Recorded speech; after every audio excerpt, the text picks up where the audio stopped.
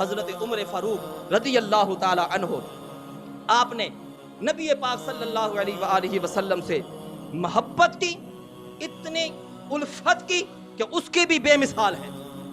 محبت کر کے بتا دیا کہ اے بعد میں آنے والوں، محبت مصطفیٰ جس کے دل میں ہے نا، تو پھر محبت کا رنگ چہروں پر بھی نظر آنا چاہیے، تمہارے تن بدن میں محبت مصطفیٰ کا رنگ نظر آنا چاہیے۔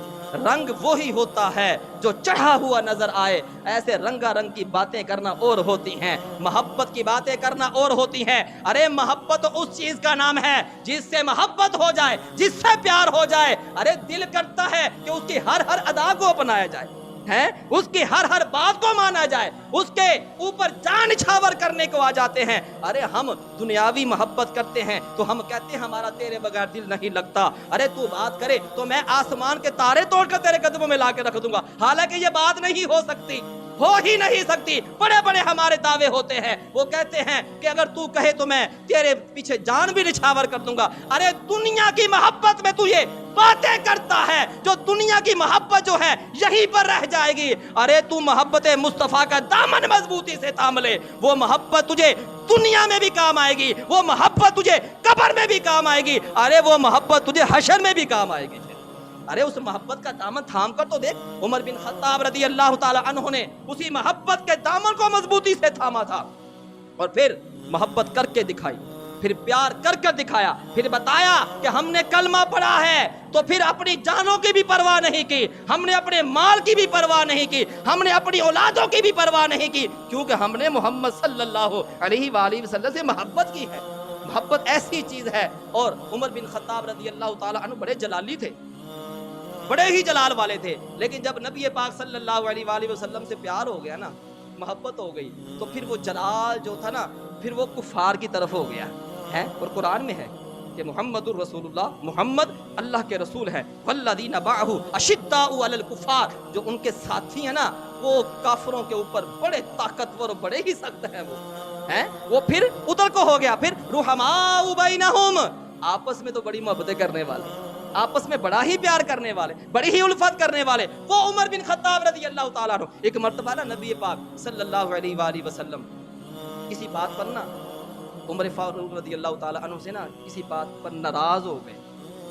کچھ چیزیں ہوتی ہیں، بڑے جو ہے نا چھوٹوں پر جو ناراض ہوتے ہیں نا، وہ ان کی تربیت کا حصہ ہوتا ہے، ان کو سمجھانے کے لیے سارا کچھ ہو رہا ہوتا ہے۔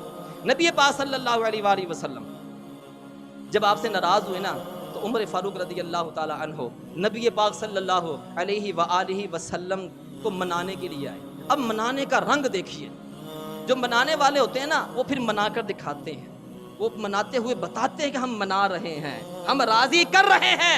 ارے ہمارے تو ماں باپ ہم سے ناراض ہو جائے کسی بات پر، ان کو تکلیفیں ہم دیتے رہتے ہیں، ارے ہم اوپر سے کہتے ہیں اماں جی معاف کر دیں، معاف کر دیں، کبھی ان کے قدموں کو کبھی ہاتھ نہیں لگایا، کبھی ان کے ماتھے کو نہیں چوما، کبھی ان کے قدموں کو بوسہ نہیں دیا ہے، ماں باپ کو ناراض کر لیتے ہیں۔ اللہ کے محبوب صلی اللہ علیہ وآلہ وسلم فرماتے ہیں کہ جو چاہتا ہے کہ اس کے اوپر رب راضی ہو جائے تو سن لے، جس کا رب اس کے اوپر راضی ہوگا، جس کا والد اس کے اوپر راضی ہوگا، اسی کے اوپر اس کا رب اس کا راضی ہوگا۔ جس کی ماں اس سے ناراض ہے تو سمجھ جائے کہ اس کا رب اس کے اوپر راضی نہیں ہے، باپ اگر ناراض ہے تو سمجھ جائے کہ رب اس کے اوپر راضی نہیں ہے۔ دیکھیے عمر فاروق رضی اللہ تعالی عنہ نے پھر محبوب کو منا کر بتایا، دکھایا، ہمیں تربیت دی۔ ارے کبھی کوئی بڑا ناراض ہو جائے نا، کبھی یار، کبھی بڑا محبوب ناراض ہو جائے، ماں باپ ناراض ہو جائے، مرشد ناراض ہو جائے، استاد ناراض ہو جائے، تو پھر اس کو منانا ہے نا، تو پھر منانے کا بھی کوئی انداز ہوتا ہے، منانے کا بھی کوئی طریقہ ہوتا ہے۔ تو عمر فاروق رضی اللہ تعالی عنہ آپ آقا علیہ الصلوۃ والسلام کی بارگاہ میں حاضر خدمت ہوتے ہیں، اور آپ کا جو معذرت کرنے کا، معافی مانگنے کا انداز دیکھیے۔ پہلے آپ اپنے گھٹنے مبارک جو ہیں آپ زمین پر رکھتے ہیں، وہ رکھنے کے بعد اپنی کوہنیاں جو ہیں یہ بھی زمین پر رکھتے ہیں ایسے کر کر، اور ایسے کر کر دونوں ہاتھوں کو ایسے باندھ لیتے ہیں، گھٹنے زمین پر، کوہنیاں زمین پر۔ اب یہ ہاتھ باندھے ہوئے اب لگائیے کہ اس بندے کی عاجزی کا عالم کیا ہوگا۔ ایک صرف پیشانی زمین پر نہیں رکھی ہے، ایک صرف پیشانی زمین پر نہیں رکھی، کیوں کہ پیشانی رکھنی ہے تو رب کے سامنے رکھنی ہے، یہ پیشانی جھکانی ہے تو رب کے سامنے جھکانی ہے. یہ بھی ہمیں عمر فاروق رضی اللہ تعالی عنہ نے ہمیں یہ کر کے بتایا ہے, یہ دکھایا ہے کہ ارے بعد میں آنے والوں, بڑوں کو راضی کرنا ہے, بزرگوں کے پاس جانا ہے, نبیوں کے پاس, ہم نبی کے پاس آئے ہیں, معذرت کر رہے ہیں, معافیہ مانگ رہے ہیں, لیکن یاد رکھنا یہ پیشانی جھکے تو اس رب کے سامنے جھکنی چاہیے. معافی مانگنے کا انداز بتایا, پہلے گھٹنے رکھے, پھر کوہنیاں رکھیں, پھر دونوں ہاتھوں کو ایسے کر کر باندھ کر بیٹھ جاتے ہیں, آنکھوں سے آنسو چھما چھم برس رہے ہیں, محبوب کی بارگاہ میں عرض کرتے ہیں آقا آپ ہم سے ناراض نہ ہوا کریں, آپ ہم سے راضی رہا کریں. محبوب صلی اللہ علیہ وآلہ وسلم عمر کے چہرے کی طرف دیکھتے ہیں اور بڑا ہی پیارا جملہ ارشاد فرماتے ہیں. کیا فرماتے ہیں؟ عمر یار تو پہلے ایسا تو نہیں تھا.